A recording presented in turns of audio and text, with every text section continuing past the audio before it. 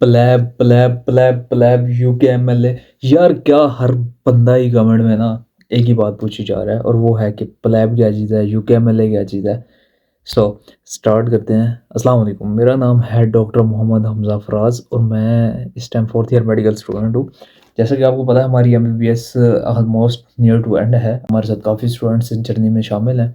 इसके साथ साथ काफ़ी स्टूडेंट्स ऐसे हैं जिनकी एमबीबीएस अभी इस टाइम कंप्लीट हो चुकी है और वो अपने लिए एक पाथवे सेलेक्ट करने जा रहे हैं। समझ नहीं आ रही कि हमने करना क्या है।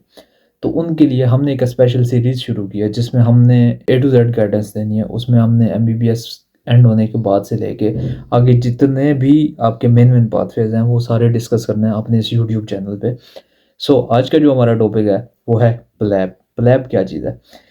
2023 तक प्लैब था, 2024 में प्लैब को चेंज करके यूके एमएलए का नाम दे दिया गया।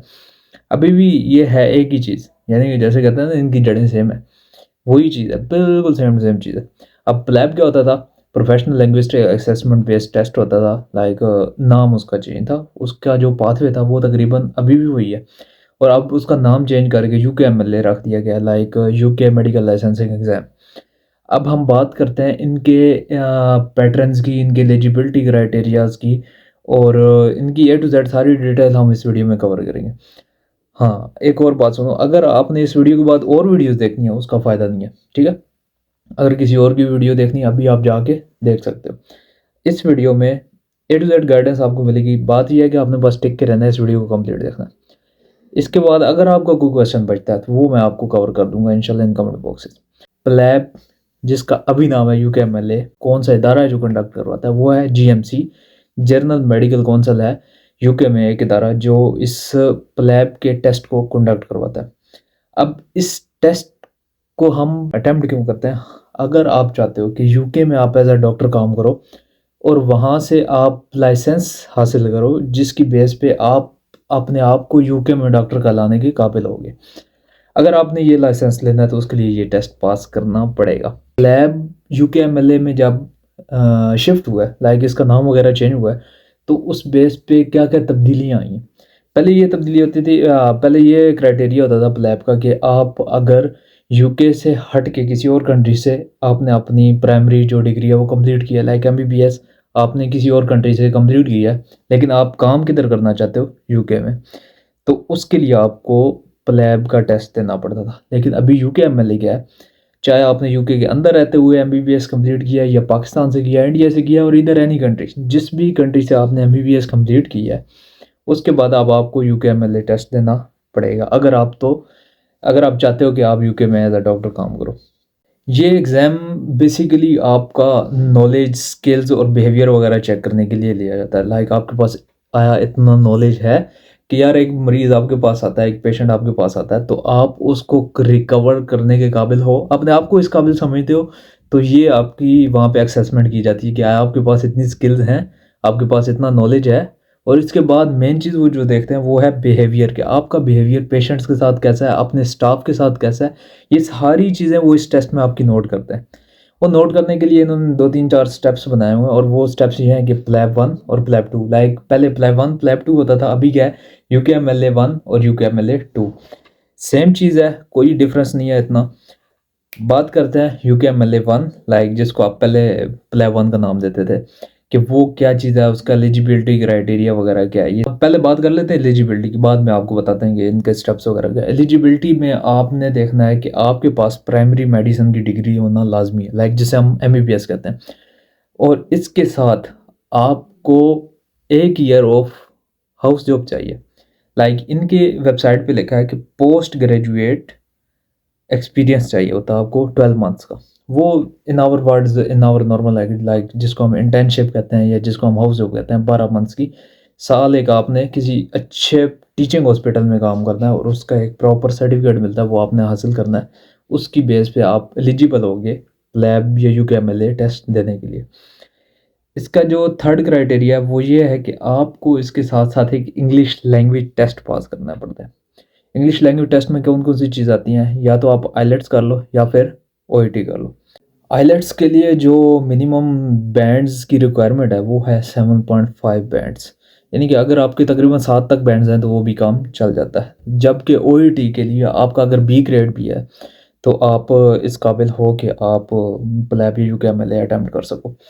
अब इनके बारे जो डिटेल अगर आपको चाहिए तो आप मुझे कमेंट में बता सकते हो। आइलेट्स की, ओईटी की, तो वो मैं इसके लिए एक अलग से आपको वीडियो बना के दे दूँगा।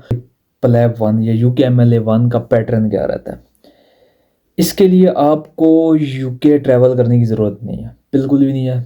इसके लिए वर्ल्ड वाइड सेंटर्स बनाए जाते हैं। आपके करीबी सेंटर जो सा है वो भी आप चेक कर सकते हो जीएमसी की वेबसाइट पे जाके। तो आपको पता चल जाएगा कि आप जिस एरिया में रह रहे हो उसके आसपास कौन सा सेंटर है जो प्लेब 1 या यूकेएमएल 1 के लिए आप सेलेक्ट कर सकते हो to give your first attempt. PLAB 1 जो है वो एक एमसीक्यू बेस्ड टेस्ट है। तो इसमें 180 एमसीक्यूज होंगे। उसमें से आपके पास 3 घंटे टाइम है। उस 3 घंटे टाइम में आपने वो 180 क्वेश्चन आपने सॉल्व करने हैं। तो अप्रोक्सीमेटली एन एन एवरेज ये 1 मिनट बनता है for 1 MCQs. To solve 1 MCQs जो है 1 मिनट।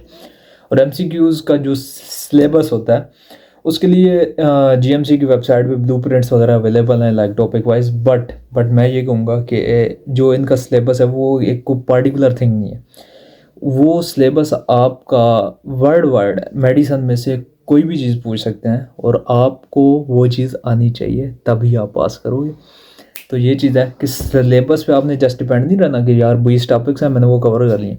उसके अलावा आपके पास all round the world from the medicine you have to now the topics. उनके जर्नल ब्लूप्रिंट में ना like physiology, psychiatry, obstetrics, paediatrics वगैरह ये सारे सब्जेक्ट्स शामिल हैं। लेकिन ये है कि जो सिलेबस वो है ना जिसमें से एग्ज़ाम आता है वो मैं कहूँगा कि ऑल राउंड द मेडिसिन आपको आनी चाहिए। इसमें नॉन क्लिनिकल टॉपिक्स भी शामिल हो सकते हैं लाइक आपका जो पेशेंट हिस्ट्री टेकिंग है वो उसके मेथड्स हो गया इस तरह के नॉन क्लिनिकल टिप। यानी कि मेडिसिन की जो इकोनॉमिक्स होती है वो उसको ऐड कर लो, कम्युनिकेशन स्किल्स कर लो, पेशेंट के साथ कैसे डील करना है, इस तरह के भी क्वेश्चंस आते हैं इन एग्ज़ाम्स में।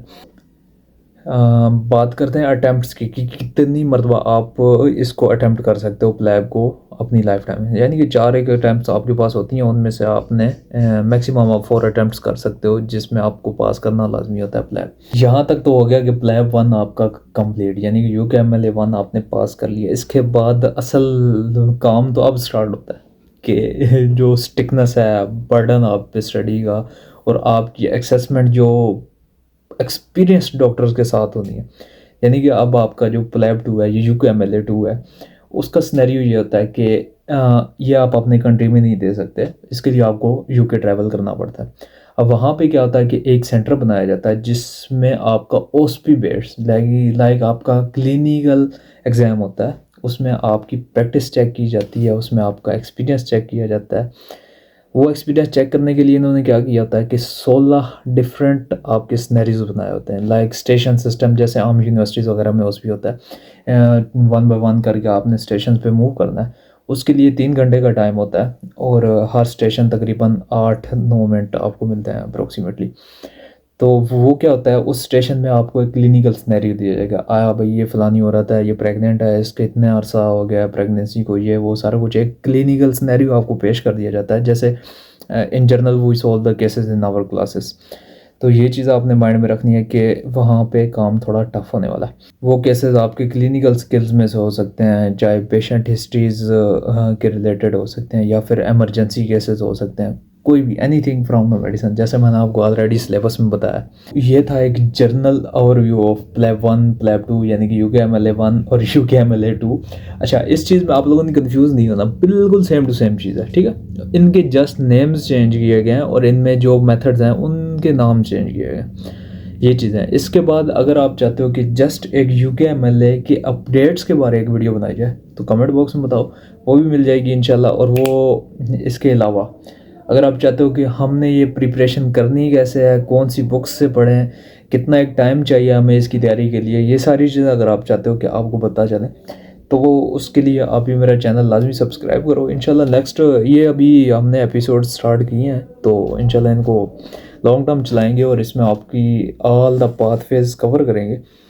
मिलते हैं इंशाल्लाह नेक्स्ट वीडियो में, तब तक के लिए जुड़े रहो। Good bye. सब्सक्राइब करना मत भूलो यार, अभी तो तकरीबन 1000 सब्सक्राइबर हो चुके हैं और ये मेरे लिए एक मोटिवेशन है to make more and more videos for you guys. बस थैंक यू वेरी मच।